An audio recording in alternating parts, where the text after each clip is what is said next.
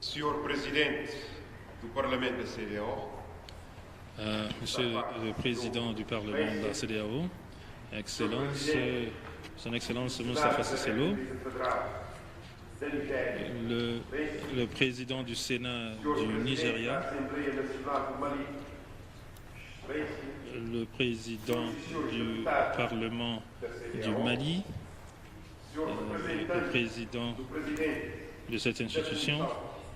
Excellence et représentant du président de la commission de la CEDEAO,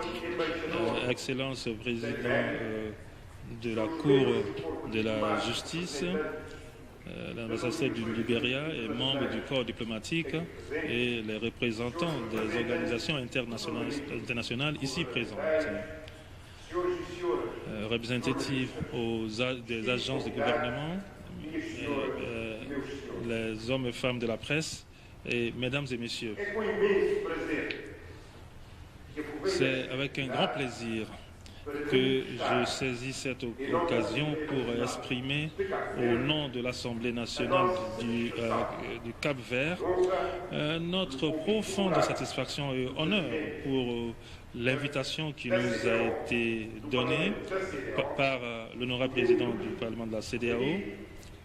mon illustre ami Moustapha Cissé Lo, ici présent, pour participer à l'ouverture de la première session ordinaire de notre auguste assemblée qui représente, pour ma foi, les 15 pays de notre sous-région. Dans la même veine, je voudrais me référer à la ville d'Abuja et dire que dès que nous sommes arrivés à Abuja, nous sommes sentis à l'aise dans cette ville accueillante et belle à la fois. Je voudrais que vous croyez que nous avons reçu cette invitation avec un sens de responsabilité de mission à cause des défis qui nous attendent. Les difficultés sont là, mais nous savons qu'il faut construire notre communauté. Avec le changement de régime qui a eu lieu au Cap-Vert, à la suite des élections législatives, municipales et présidentielles de 2016 et de la majorité qui en est résultée, il y a un nouveau cycle dans la relation entre notre pays et la sous-région. Le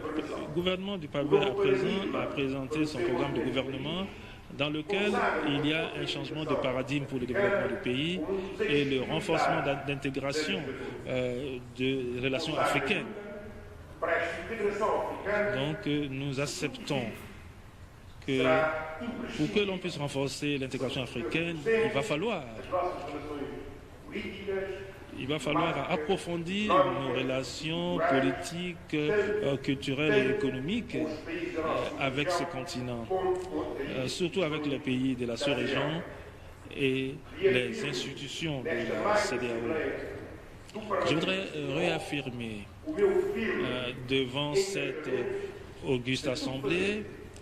que je suis engagé profondément de faire tout mon mieux en tant que président de l'Assemblée du Cap-Vert pour renforcer les relations avec le Parlement de la CEDEAO,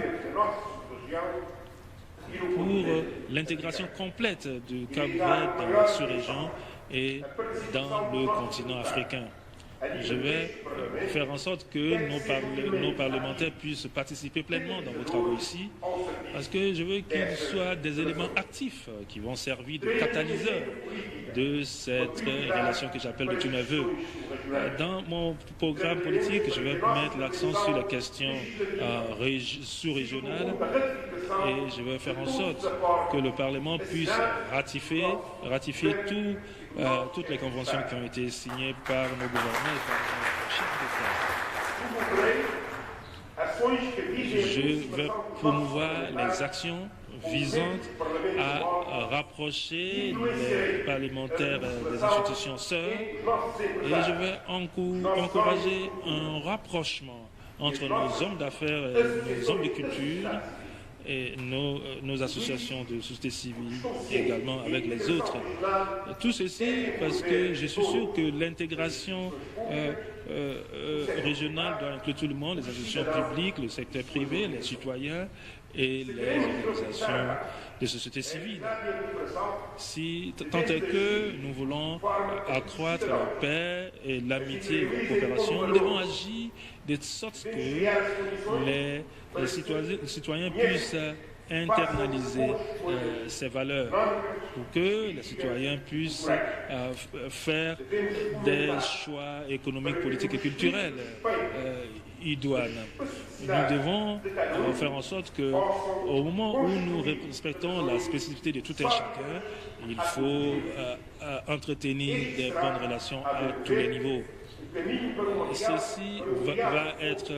la voie que je vais tracer pour renforcer l'intégration régionale et pour que nous puissions avoir une communauté économique qui est axée sur les citoyens. Monsieur le Président, Excellences et